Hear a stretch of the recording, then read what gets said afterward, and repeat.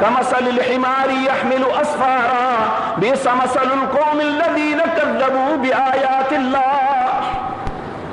یہ صاحب تورات جو لوگ ہیں ان کی مثال کھوتے جیسی ہے، گدھے جیسی۔ مثل الذین حملوا التوراۃ، جنہیں میں نے تورات دی تھی، انہوں نے تورات کو ایسے اٹھایا ہوا ہے جیسے گدھا وزن اٹھاتا ہے، اور گدھے کو احساس نہیں ہوتا کہ میرے اوپر گوبر لگا ہوا ہے یا میرے اوپر کوئی مقدس چیز ہے، اسے تو یہ ہے کہ میرے اوپر بس ایک بوجھ ہے۔ تو جب قوموں کے لوگ اللہ کی کتاب کو فراموش کرتے ہیں تو اللہ اس گدھے جیسا اسے سمجھتے ہیں۔ کمثل الحمار يحمل اسفارا بئس مثل القوم الذين كذبوا بآيات اللہ۔ اللہ کہتے ہیں یہ بری مثال اس قوم کی ہے جو اللہ کی آیات کو جھٹلانا شروع کر دیتی ہے۔ میرے بھائیو، یہ پہلی اقوام کے قصے ہیں۔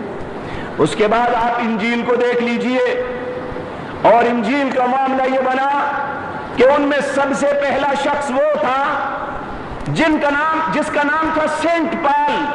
سینٹ کہتے ہیں ولی کو، پال اس کا نام تھا۔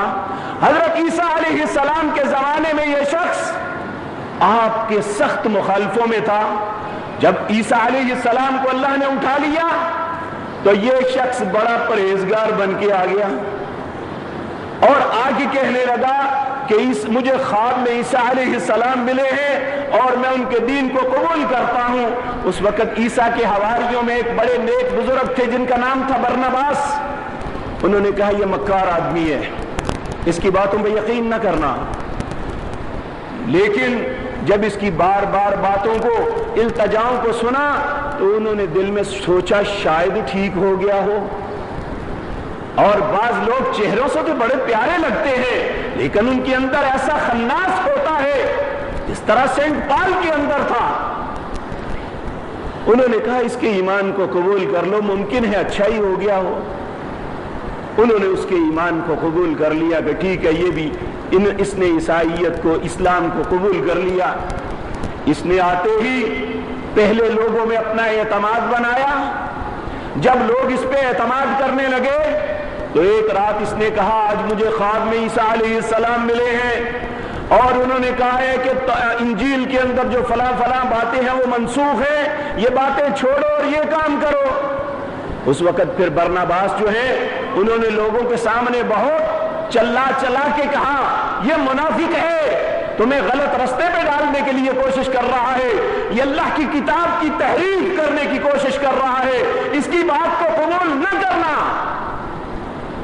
لیکن لوگوں نے برنباس کی بات پہ توجہ نہ دی، وہ سینٹ پال کے پیچھے چل پڑے۔ اور اس کے بعد پھر حشر یہ ہوا کہ 100 سال کے اندر انجیل کی کیفیت یہ تھی کہ عیسائیوں کے پاس 70 کے قریب اناجیل تھی۔ ہر فرقہ یہی کہتا تھا کہ جو میرے پاس انجیل ہے وہ درست ہے، اور وہ آپس میں اتنا تضاد تھا کتابوں کے اندر کہ ایک دوسرے کے گلے کاٹ رہے تھے۔ میرے بھائیو یہ سوچیں کہ عیسائیوں کے اندر یہ سب کچھ کیوں ہوا؟ پھر 3ری، 4تھی، 5ویں، 6ٹھی عیسوی تک پوری دنیا کی تاریخ آپ پڑھ کے دیکھ لیں کہ عیسائیت کے اندر اتنا بڑا فساد ہوا تھا، شاید غیر عیسائیوں نے عیسائیوں کو اتنا قتل نہیں کیا ہوگا جتنا عیسائیوں نے ایک دوسرے کو قتل کیا تھا۔ ایک دوسرے کے خلاف ایک فرقہ دوسرے فرقے کے خلاف لڑتا رہا۔ اس کا سبب کیا بنا؟ امت کے علماء نے، محدثین نے، صحابہ کرام نے، پیارے نبی جناب محمد الرسول اللہ صلی اللہ علیہ وسلم نے ہمیں یہی بات بتائی کہ ان کی قتل و غارت کری کا سبب ان کا انجیل سے انحراف کرنا تھا، اللہ کی کتاب کو ترک کرنا تھا، اللہ کی کتاب کے ساتھ زیادتی کرنا تھا، اللہ کی کتاب کو بدل دینا تھا۔ میرے بھائی یہ تاریخ ہمیں بتاتی ہے کہ یہ پہلی اقوام کے ساتھ یہ ہوا۔ میرے بھائیو آخر میں اللہ رب العزت نے اپنے پیارے نبی جناب محمد الرسول اللہ صلی اللہ علیہ وسلم پر انسانیت پہ رحم کھاتے ہوئے انسانیت کی رہبری کے لیے قرآن جیسی عظیم کتاب نازل فرمائی۔ اور اللہ نے یہ شہر رمضان الذی انزل فیہ القرآن، اے رمضان کی رحمتوں میں ایک رحمت قرآن کا نزول بھی ہے۔ میرے بھائیو، جس رات کو یہ نازل ہوا تھا، اللہ اس رات کو اتنا مقدس بنا دیا کہ وہ 1000 مہینے کی عبادت سے بہتر قرار پائی۔ اگر وہ اس رات کو تلاش کر کے اس رات میں عبادت کوئی بھی انسان کر لیتا ہے تو وہ اس طرح ہے جس طرح 1000 مہینے بغیر کسی گناہ کے وہ اللہ کی عبادت کرتا رہا۔ اللہ ہمیں بھی اس رات تک پہنچنے کی توفیق بخشے۔ ہمارے اسلاف یہ دعائیں مانگا کرتے تھے، اللہم بلغنا لیلۃ القدر، اے اللہ ہمیں لیلۃ القدر تک پہنچا دینا، اور ہم اس رات کو پہنچ کے اس کی فضیلتوں، اس کی رحمتوں کو سمیٹ سکیں، اپنے آپ کو جہنم سے آزاد کروا سکیں۔ دیکھیں یہ کتنے اللہ کے مہمان صرف اسی جستجو کے لیے یہاں بیٹھے ہوئے ہیں کہ ہم اس رات کو تلاش کریں، اللہ سے اپنے لیے معافی مانگے، اللہ رب العزت کے سامنے اپنے گناہوں کی توبہ کے لیے التجائیں کریں، اور اپنے مالک کی رضا کے لیے جو کچھ بن پڑے ہم ان دنوں کرتے رہے۔ اللہ ان کی سب کی کوششوں کو قبول فرمائے، اور جو بھی مسلمان اس کے لیے کوشش کرتا ہے اللہ سب کی کوششوں کو رنگ لائے اور ان کی کوششوں کو اپنی بارگاہ میں قبول و مقبول فرمائے۔ میرے بھائیو، اس کی عظمت فقط اس لیے ہے کہ اس رات کو قرآن اترنے کا آغاز ہوا تھا، وگرنہ قرآن تو 23 سال میں نجمن نجمن اترتا رہا۔ اور قرآن کی فضیلت دوسری کتابوں کے مقابلے میں یہ ہے کہ پہلی کتابوں کو اس کی اقوام نے بدل دیا، ان کے کلمات کو بدل دیا، ان کی تحریف، یحرفون الکلم عن مواضعہ، ایک آیت کو دوسری جگہ پہ لاتے، دوسری کو تیسری جگہ پہ لاتے اور اس طرح بدل دیتے۔ میں ایک تاریخی واقعہ عرض کرتا ہوں۔ ہارون رشید کے وقت، ہارون رشید ایک علم دوست آدمی تھا، بنو عباس کا یہ خلیفہ۔ اس کے زمانے میں یہ 1 سال کے بعد جلسہ منعقد کرتا ہے، اس میں ایک یہودی، ایک عیسائی، مجوسی، دنیا کے دوسرے جتنے مذاہب ہیں جو قریب عالم اسلام کے اندر تھے ان کے علماء کو بلاتے، اور جو مسلمان علماء ہیں وہ بھی وہاں اپنے اپنے لیکچر دیا کرتے تھے۔ تو وہاں ایک مرتبہ ایک یہودی عالم نوجوان، بڑا خوبصورت نوجوان، اور اس کی گفتگو میں بڑا رس، بہت ہی پیاری باتیں کرتا تھا۔ جب یہ جلسہ ختم ہوا، بادشاہ کے ساتھ سب نے ملاقات کی۔ جب اس یہودی عالم دین نے ہاتھ ملایا تو بادشاہ بے اختیار کہنے لگا، بھئی لگتا نہیں ہے، پتہ نہیں ایسا کیوں ہے، لگتا نہیں ہے، پتہ نہیں ایسا کیوں ہے۔ وہ کہنے لگا، بادشاہ کیا نہیں لگتا اور ایسا کیوں، کیا ہے؟ کہنے لگے کچھ نہیں، بس میں ویسے سوچا ہے۔ سوچ اس کی یہ تھی کہ اتنے اچھے ذہن کا آدمی، اتنی پیاری گفتگو کرنے والا، بظاہر جس کے اندر اتنا خلوص ہے، اور وہ اسلام سے دور ہے۔ آخر یہ وقت گزرتا رہا، جب سال گزر گیا، دوبارہ یہی جلسہ نہ منعقد ہونے لگا، تو اس میں وہی یہودی عالم دین جو نوجوان بڑا پیارا خوبصورت جس کے متعلق بادشاہ نے یہ کلمات کہے تھے، وہ اگلے سال جب آیا تو وہ مسلمان مبلغ کی حیثیت سے سٹیج پہ آتا ہے۔ تو بادشاہ حیران ہو کے کہتا ہے، بھئی اپنا قصہ سناؤ، باقی باتیں چھوڑو، کیا قصہ ہے تمہارا؟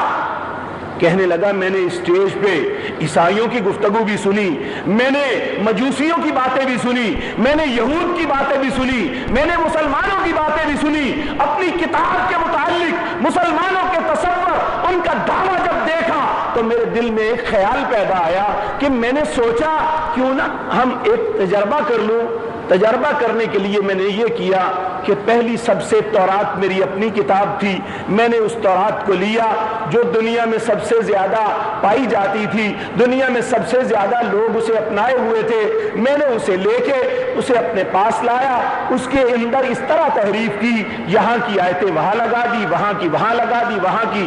چونکہ میرا باپ ایک بہت بڑا تاجر تھا، پیسے کی میرے پاس کمی نہیں تھی، میں نے اس کو بڑے خوبصورت رنگوں میں چھپوایا، اور یہ ساری میں نے اپنے ہاتھوں سے تحریف کی۔ بعض آیتوں کو نکال دیا، بعض آیتوں کو اپنے پاس سے ڈال دیا، کہیں یہاں سے اٹھایا وہاں رکھ دیا، وہاں سے اٹھایا وہاں رکھ دیا، یہ سارا کچھ کر کے میں نے پھر یہود کے علماء میں اسے تقسیم کیا، اور انتظار میں بیٹھ گیا کہ مجھے جواب آئے گا. کہنے لگا ہر طرف تحسین کے خطوط مجھے آ رہے تھے کہ بھائی تو نے بڑی یہودیت کی خدمت کی ہے, تو نے تورات کو چھپوا کے بہت خوبصورت کام کیا ہے, تو نے بہت بڑا کام کیا ہے اپنے رب کو راضی کرنے کے لیے, تو نے یہودا کی خوشنودی کے لیے بہت بڑا کام کیا ہے. کہتا ہے میں حیران رہ گیا کہ ایک بھی بندہ ایسا نہیں ہے جو مجھے کہے کہ تو نے تو اس کی تحریف کی ہوئی ہے. کہتا ہے ایک بندہ بھی ایسا نہ ملا مجھے. پھر کہتا ہے میں نے انجیل کو لیا, اس کے ساتھ بھی یہی سلوک کیا, وہ اس کو چھپوا کے عیسائیوں کے علماء میں بانٹا, عیسائیوں کے علماء میں تقسیم کیا, تو مجھے جس طرح یہود کے علماء نے تحسین کے خطوط بھیجے, اسی طرح مجھے عیسائیوں کے علماء نے بھی تحسین کے خطوط بھیجے کہ تو نے بڑی خدمت عیسائیت کی ہے, تو نے انجیل کو بڑے خوبصورت رنگ میں چھپوایا, پوری دنیا کے علماء میں اسے تقسیم کیا, تو نے اپنے نعوذ باللہ وہ عیسیٰ علیہ السلام کو بیٹے, اللہ رب العزت کو باپ کہتے ہیں, باپ بیٹے کی بہت خدمت کی ہے. کہتا ہے اب میرے ذہن میں آیا کہ مسلمان بڑے دعوے دار ہیں کہ ہماری کتاب کی تحریف نہیں ہے, جس طرح اللہ نے پیارے محمد صلی اللہ علیہ وسلم پر نازل کیا اسی طرح ہمارے ہاتھوں میں موجود ہے. پھر اس نے ایک قرآن کا نسخہ لیا, اس کے اندر اسی طرح تبدیلیاں کر دی, بڑے خوبصورت رنگوں میں چھپوایا اور مسلمانوں کے علماء میں تقسیم کر دیا. تو کہتا ہے میں نے جتنی کاپیاں دنیا کے اطراف میں تقسیم کی تھی ان سب کے ایک ایک لفظ پہ, ایک ایک سطر پہ, ایک ایک زبر اور زیر پہ نشان لگا کے واپس بھیج دیا.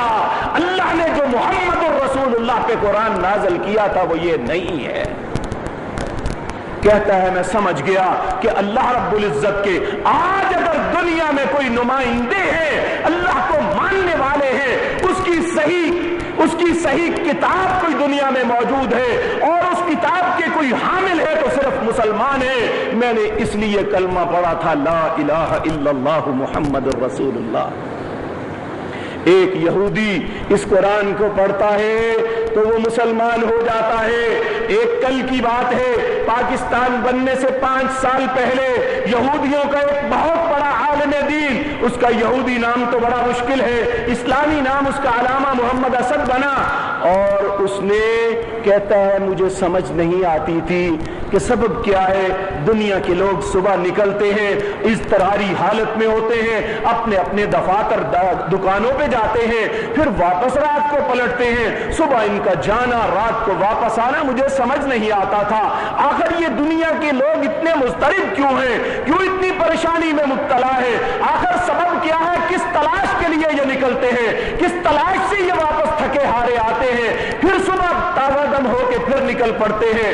کہتے ہیں میں نے یہود کے علماء سے پوچھا, کوئی مجھے مطمئن نہ کر سکا, میں نے عیسائیوں سے پوچھا, کوئی مجھے بتا نہ سکا, دنیا کے بہت بڑے سکالوں کے ساتھ ملا, مجھے اس کی توجیہ کو صحیح بتا نہ سکا. مسلمانوں کے لیے ہمارے دل میں کوئی پیار نہیں تھا, ہمیں انہیں وحشی اور غیر تمدن یافتہ سمجھتے تھے, ہمیں ان پڑھ اور جاہل گنوار سمجھتے تھے.